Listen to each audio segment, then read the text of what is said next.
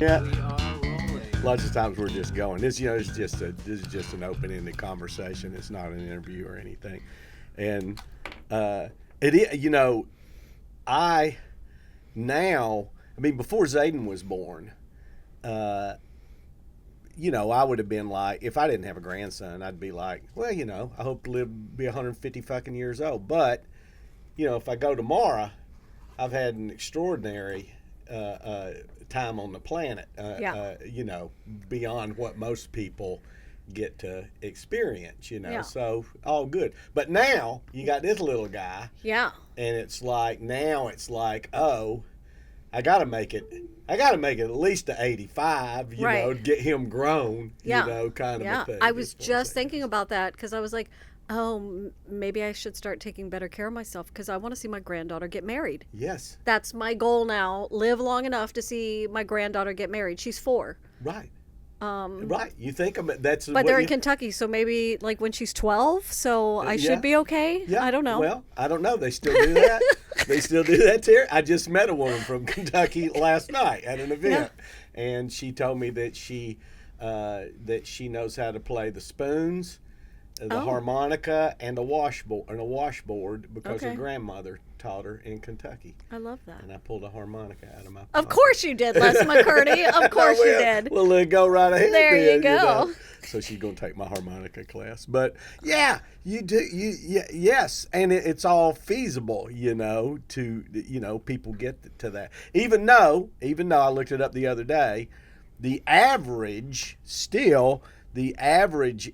age of lifespan in this country for a man is I think 76. Yeah. And a woman's maybe 78 or something like that. I mean, it's still not into the 80s as far as that goes. But you think about, I don't know. Dick Smothers, I say it all the time, is my, he's like the guy I go, he's 87 and still whamma jamma, But he's kept himself in real good shape. Yeah, my mom, her parents lived to be 85, 86, 87. Mm-hmm. Dale's mom, she lives with us. She's just turning 82. Right. But all the men in Dale's family died between 50 and 60. I remember every single him one talking of them. About that. So right. He's like all over, like he hasn't had a drink in 3 years. He's been sober 3 years now. Right. He has quit eating ice cream.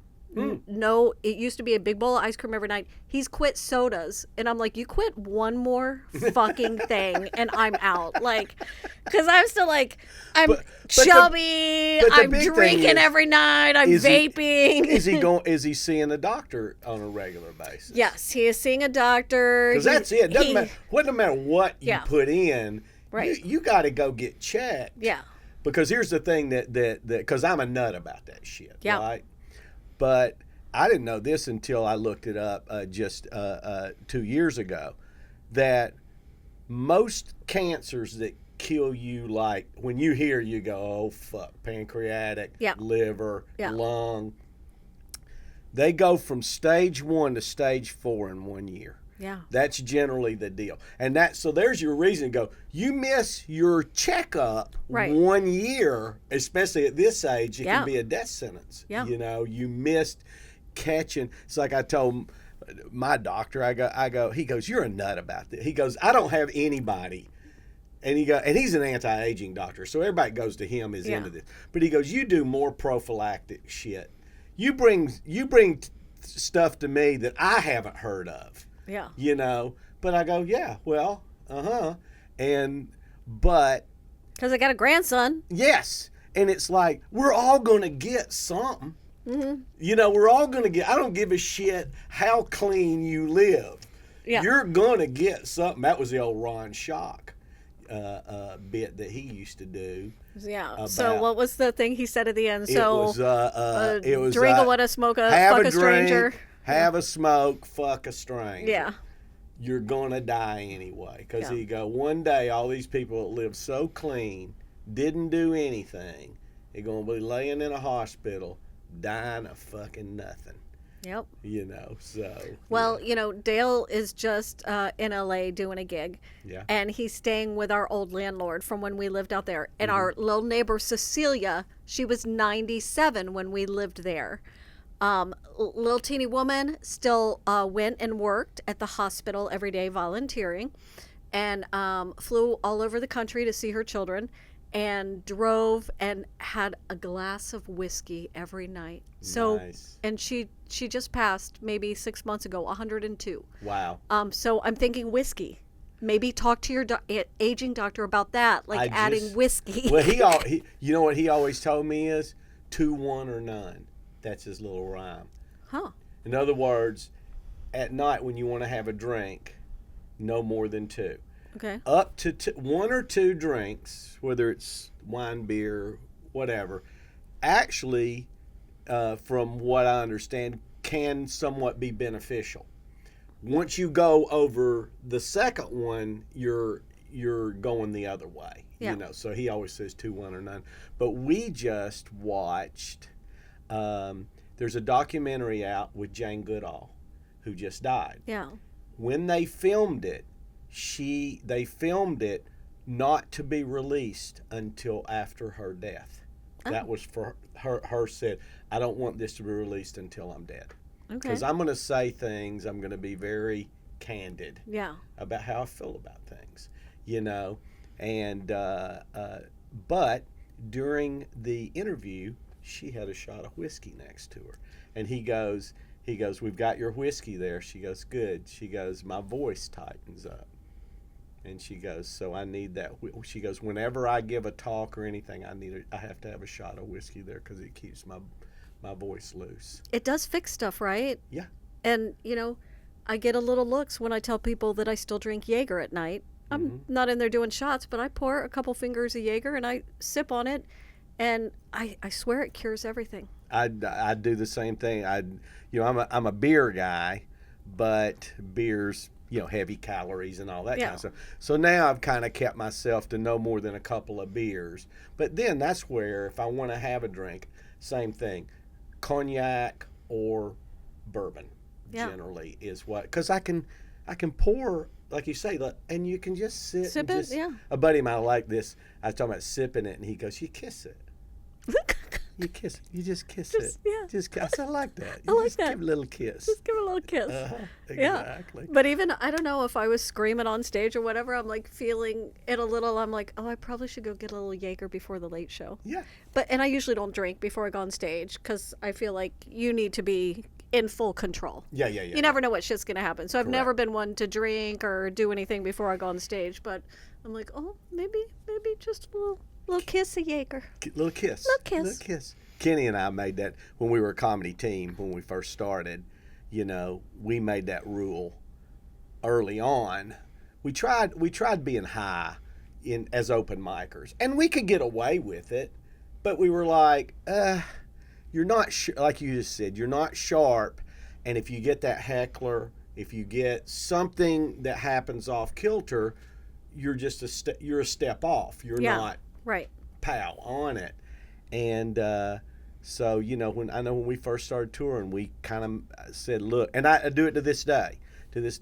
I never have a beer until, if I'm down here doing shows, until I'm done. Yeah. Until I'm done, you know, with everything. And I said, but the main reason is not that we couldn't pull it off, but I go, when you're doing what we do, there's no monitor. There's nobody watching you. Right. There's nobody. You're it. Yeah. You're your total. And so we'll just be raging alcoholics in a short. Yeah. You know, yeah. I mean, really, we'll be a wreck. Dale, they told him up front, they're like, you can't have a drink and do a TV spot. So you have to learn to do comedy sober. So he always kept that in his head. He's like, I want to be on TV. And so I got to learn to do comedy sober. And was he doing comedy not sober for a while? Whew, I don't know. No, I think so. I think when he started. I remember Dale. I mean, I've known Dale since he started middling, you know. Yeah, no. When and he I don't started, ever remember him being much of a drinker. He started in Nashville, and they're like, you can't do a TV spot if you've been drinking. So just learned to do comedy sober. So we always did. And then, I mean, when he finished the show, he would drink. I think You know, people listen to this. We're talking about this guy Dale, and they're like, "Who the fuck is Dale?" Dale Jones. Dale Jones who comic. is Look him up. Her husband, Dale Jones. Y'all are He got damn y'all are 17 million likes on TikTok. You know, and you know how many successful stand-up comic marriages are there out there? I hadn't even A handful, maybe. Tom Segura and Christine Pasinski. Oh no. They're married. I don't know. I don't know either. I don't know what. I wouldn't think Maybe many. 3 or 4. I wouldn't think many. I think it'd be rare for that to even happen. Yeah. As a, you know, I could see it if you were 2 comics that lived in Manhattan. You know what I mean? That would be the most. And you mostly worked in and around Manhattan. Okay, Yeah. I could see that. And you're running in the same circles and blah blah blah blah blah. But as touring comics, it's like. No, because you're headed different directions, and then Yeah. you don't see each other. And Exactly. So, but you guys have pulled it off. How many years? Have we been 20? married? Is it 20? 10? 8? We celebrated 2? 13 this year. 13. Okay. We met at McCurdy's Comedy Theater. We got married at McCurdy's Comedy Theater. We renewed our vows for our 10-year anniversary. That was the 10. I was trying to think what the renewal 10-year, was. yeah. Okay. And we're planning to do it again at 20. So. Okay. Yeah. Okay. Sounds good. Yeah. Well, that's great. Well, you're doing great. You know, you're one of the. You know, I was telling somebody the other day about, and as I say, you're one of what I think 4 that people that came through our comedy class and then ended up headlining for us out of a few thousand. Yeah. I mean, I don't know. I think it's, Ken and I tried to do a head count on it. It's thousands that we've taught because we've been teaching it for over 30 years, you know. And, most don't even make it to the getting a guest set on the stage. Yeah. I mean, truly. Well, you know, I feel like I really lucked out because I did the class. I did the graduation, 5 minutes on stage. Had this aha moment. Oh, I want to be this when I grow up. This is what and I was 38 years old, my first time on stage. So I signed up for the open mic. It took me 6 weeks to get back on stage. And Steve Eric was standing in the back of the room that night, and he said, if you really wanted to do this, I think you've got the potential. Let me take you and introduce you to the other comics, and let me show you around. And he took me to Coconuts up in Clearwater, where you had to pay $5 to get on stage. But he introduced me to Tim the Dairy Farmer and BC Murphy and, you know, all the guys. And then they introduced me to Zan. And, you know, we just became this little, but, you know, without somebody saying, hey, let me take you and introduce you to the comics, I'm not sure I would have known what to do. Right. Yeah. But I mean, I'm thankful every day for the McCurdy's comedy class. Yeah. Like it changed my world. That's great. That's Yeah. great.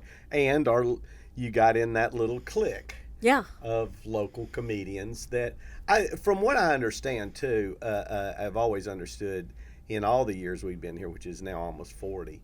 But is that clique of comics from the ones that are professionals that are to right down to the ones that are still open micers, but they're very dedicated. It's their hobby. It's their thing. They're a welcoming group. Yeah. They're not you know, it's not like you got to get in or what. It's kind of like if you have a passion for this and you're really trying, they're like, fucking great. Yeah. You know. Yeah. Good for you. I love Come it. on. I don't care that you've been an open micer for 10 years. You're still trying. Oh, God, Heck yeah, you are. Absolutely. Yeah. Absolutely. There's I tell people all the time, what better hobby is there than that? Yeah. I mean, to make people laugh. Make people laugh, working your brain in the most positive way. It's just it's a fantastic hobby. Yeah, I worked at a club down in Fort Myers a couple of months ago, and after the Friday night, they only do one show on Fridays because the late show is open mic, and they get 20-25 people that want to go up and pack the place out. And I was like, I'll stay, I'll watch. And probably over half of them, it was their first time on stage. And to sit there and see them pacing and just ready to throw up, and the nerves and to just remember that sheer courage it takes to stand on stage for the very first time. Right. God, that was, oh, it just took me back. Like, it was just so cool. And now I'm like, oh, I really need to start going to open mics more. And just, you have to be so brave to do it. You just stupid. do. Yeah, brave and stupid. Okay. It's like I always felt like, because this was kind of, I think, me more, is that this a true false sense of self. I mean, I really felt like I was so much better than I was. And when I got into acting, which got me into that was the same thing. Same thing. And of course, when I was at the University of Memphis, that was when I went to, from just taking a couple of acting classes to, I want to be accepted into the Bachelor of Fine Arts program. And the couple acting teachers that I had there were like, Les, you don't take this shit seriously. You walk in here like this is no big deal. Like anybody could do it. What is it? And they were exactly right. Yeah. Like, what, acting? What the fuck, Yeah. And I think, but the goof is, even though they grounded me on that, and very much so. In other words, if you're going to be accepted into this, kind of like what Steve Eric told you, the head of the department said, I think you could do it. I think you can do it. I think you have something that, but you're not taking this seriously, and we take this very seriously. So either take it seriously or don't. You know what I mean? And, and that got to me, and I did. But then how funny, I get out and stand-up comedy pops up, and I go right back into that same head. I go, oh, fuck, we can do this. Yeah. Oh, I can do that. Oh, what the fuck? I mean, literally, I told people around me that when Ken and I first started doing open mic night at the Comedy Works in Denver, I was like, we'll be on Letterman in a year. I mean, I really thought that. I love that. Yeah. Why would it take longer than that? Oh, yeah. Yeah, why? Why would it take? Why? Yeah. And still, he went off the air before I ever, I didn't even sniff so Letterman. Sad, right? And I don't know why, Les McCurdy, you should have been on Letterman in a year. Oh, no. Yeah. No, that wasn't my arc. That wasn't this was the thing for me to do. No doubt about it. It fit me. Sarasota celebrity. That's I don't know what more you could want. Hey, man. Yeah, exactly right. People ask us that all the time. Like, do you think you made it? And Dale, my sweet husband, he still wants to hit that level. Yeah. And gets discouraged sometime. I'm like, babe, you have how many people would kill to have your career? I was like, we did nothing for money but tell jokes for decades. Like, we fucking made it. Oh, definitely. And Jodi, here's the thing. Now, 40 years in the business, 42 actually, I can name you probably 20 comedians that when that first 10 years out of the box, they were the shit. Nationally, they were the shit. Been on the Tonight Show, been on that stuff. I never even hear these fuckers' names. I ain't heard their names in probably 20 years. Yeah. I don't know where they are. I don't know if they're alive. I don't know. And I'm sure they might be doing all right. But, so I saw that. And I know it's kind of like, I know people in that same realm too that I've found or I've run into or heard about, and I check them out. And you know what I always like to do? What's their net worth? Because if they have any net worth, it's in there. You know what I mean? Yeah. And a lot of them I check out and I go, fuck, I've done better than they have.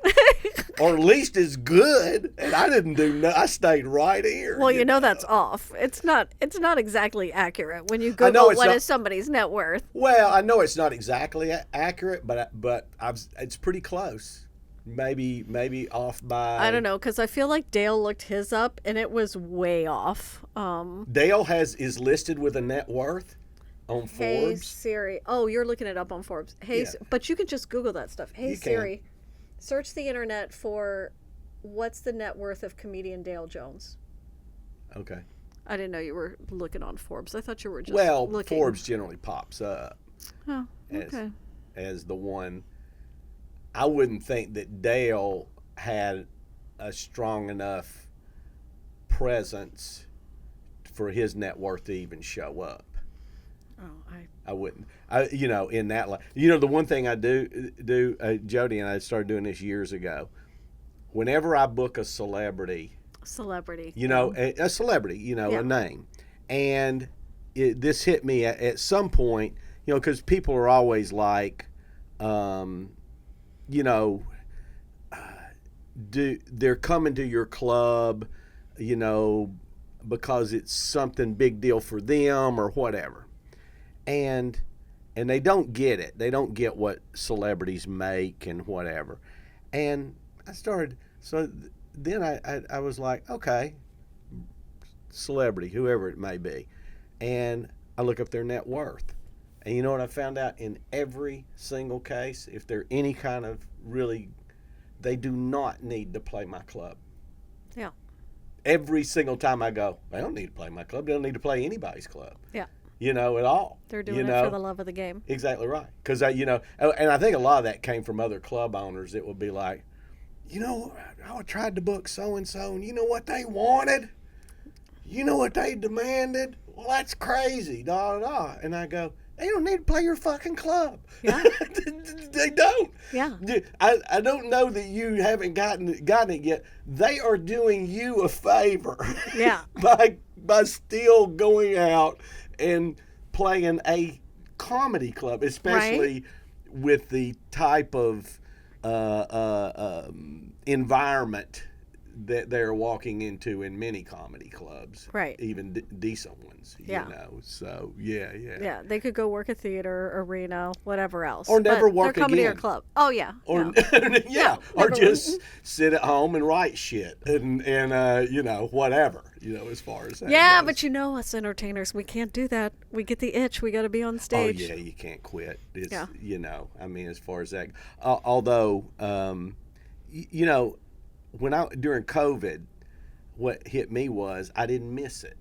Really? Yes, I didn't think about it until probably about 9 months in, and I was like, I'm not there's nothing about me that's feeling depressed or something about not getting on stage, but then I love being on stage. I love doing it. But I don't, for me, but, 40 years in. Yeah. But there's other comics out there that are done it as long as I have and are still out there touring like crazy. And I ask them why. And they go, I still, I can't sit at home. I can't, I like getting out there and doing that. Yeah. So it's all yeah, Dale, I'm like, at some point I'm gonna retire. He's like, I will get on stage. He's like, I'll be doing it at the nursing home. Yeah. He doesn't know who he is if he's not on stage. Well, I would say that's probably a case with a lot. And I've seen some comics walk in here, in their mid 70s to early 80s, like a Gabe Kaplan or a Jackie Mason or I'm trying to think of some of the older guys that I've had in here. Several, and still good. Still. You know who I love, and I don't know how old he is. I don't know if he's towards that age range or not. Mark Klein. Oh, Mark's. Well, I love Mark. Mark's. I think Mark's probably a little younger than I am, but he's probably right at my age. I would say he's. I think probably mid-60s, something like that. I try and get the young guys in Louisville. I was like, you got to come just sit in the back of the room and watch Mark Klein. If you're serious about being a comedian, come sit and watch Mark Klein. He's a great writer. and they won't come. Like, they'll listen to 5 minutes and be like, he's an old dude, and, you know, go out and drink in the bar and everything. And I'm like, you're missing the point. Like, I love those comics, and Mark Klein's one of them. Tom Simmons is another one. Oh, I love Tom. That just love the art form. Yeah. They just, every day, I mean, they just absolutely love everything about it. Yeah. And they're purists, and you know, Yeah. and they don't get discouraged, or they just love the tinkering. And they're beautiful writers, Yeah, and they- the oh, yeah. wordsmith and all of Absolutely. that, you know. Absolutely. I love performing. I don't love the writing. They're great writers. Yes. Maybe they don't love performing as much, but I don't know. Well, there's, as you know, there's in comedy, there's great performers that aren't really that great of writers. There's great writers that aren't good performers, and most of the time they end up writing for good performers. Yeah. And in the same light, there's comics that really print and do great on the screen, but they're not especially that great live, Yeah. and vice versa. Yeah. You know what I mean? I don't think I ever conveyed well in video. Like, it was hard for me to send a video to get into a club, but once they saw me live, Right. but yeah, I don't think I converted well in video. I don't know. It's hard. It's hard to get a laugh on the screen. Yeah. You know, to me, it's much harder. You know, Yeah. but yeah. You know, the writing part. I mean, I'm just now starting to move towards. I'm working on a script. I'm working on a book, and that writing part of it, you know, is so much more disciplined, but I've found that once I get in there and get going, Yeah. you know, and get into a flow, then every time I do, I write for hours. Yeah. You know, it starts to get to be fun, and the script I'm working on, what really, and it was one day. I've never written dialogue, and so I was like, I'm intimidated by it, and I thought, well, I don't know what the fuck I'm doing. And then I just said, just have fun, just start writing. Yeah. And so here I've got these characters, and they're in a scene, and I start writing crazy shit, and then I start realizing I can make these motherfuckers say whatever I want them to. I can make them. Yeah. I go, I'm gonna make him a complete fucking asshole, you know. And it's a place. It's like you know, there's a little God thing there. But I go, now I get how the fun part of when writers do that.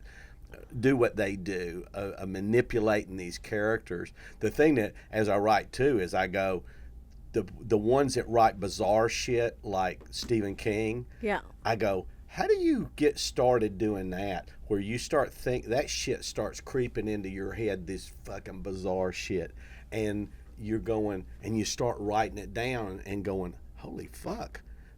I don't know if they're going to publish this or commit me. Right. Like, for real. Yeah. like you're handing it to somebody and going, hey, you need to come with us.